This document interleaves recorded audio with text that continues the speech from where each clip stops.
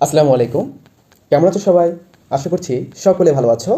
তো তোমরা কিন্তু দেখতে পাচ্ছ যে তোমরা এসএসসি পরীক্ষার্থী আছো, তাদের পরীক্ষা কিন্তু পিছায় যাচ্ছে।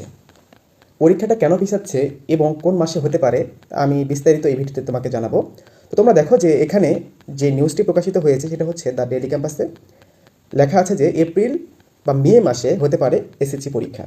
চূড়ান্ত সিদ্ধান্ত মিটিংয়ে, অর্থাৎ মোটামুটি একটা চূড়ান্ত সিদ্ধান্ত তারা নিয়ে রেখেছে যে এপ্রিল বা মে মাসে পরীক্ষাটা নেওয়া হবে, কিন্তু চূড়ান্তভাবে সেটা তারিখ ঘোষণা হতে পারে সেটা হচ্ছে তোমাদের একটা মিটিং করার পর। তো বিস্তারিত আমরা একটু দেখে নিই। হ্যাঁ, বিস্তারিত আমরা একটু দেখে নিই। তো কি বলেছে এখানে? তো তোমরা দেখতে পাচ্ছ যে 26 সালের এসএসসি বা সমমান পরীক্ষা এপ্রিল মাসের শেষের দিকে বা মে মাসের শুরুর দিকে হতে পারে। চলতি সপ্তাহ বা আগামী সপ্তাহে বোর্ড মিটিংয়ে এই সিদ্ধান্ত নেওয়ার পর রুটিন ও তারিখ প্রকাশ করা হবে বলে জানিয়েছে আন্তঃশিক্ষা বোর্ড পরীক্ষা নিয়ন্ত্রক কমিটির আহ্বায়ক এবং ঢাকা মাধ্যমিক ও উচ্চ মাধ্যমিক শিক্ষা বোর্ডের পরীক্ষা নিয়ন্ত্রক অধ্যাপক এস.এম. কামাল উদ্দিন হায়দার। বোর্ড সংশ্লিষ্টরা বলেছেন, ত্রয়োদশ জাতীয় সংসদ নির্বাচন অনুষ্ঠিত হবে 2026 সালের 12 ফেব্রুয়ারি।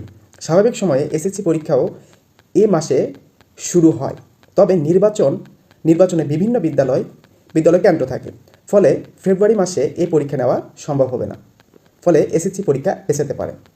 অর্থাৎ এখানে যে কথাগুলো বলেছে যে তোমাদের মেইনলি পরীক্ষা পেছানোর যে কারণটা তারা উল্লেখ করেছে সেটা হচ্ছে ফেব্রুয়ারি মাসে নির্বাচন। তো নির্বাচন যদি হয় তাহলে তোমাদের স্কুলগুলো কেন্দ্র হিসেবে কিন্তু তারা ব্যবহার করে। তো যদি কেন্দ্র হিসেবে থাকে তাহলে আগে থেকে তাহলে সেটা প্রস্তুতি নিয়ে রাখা হয়। তো এই কারণে কিন্তু তোমাদের পরীক্ষাটা পিছায় যাচ্ছে।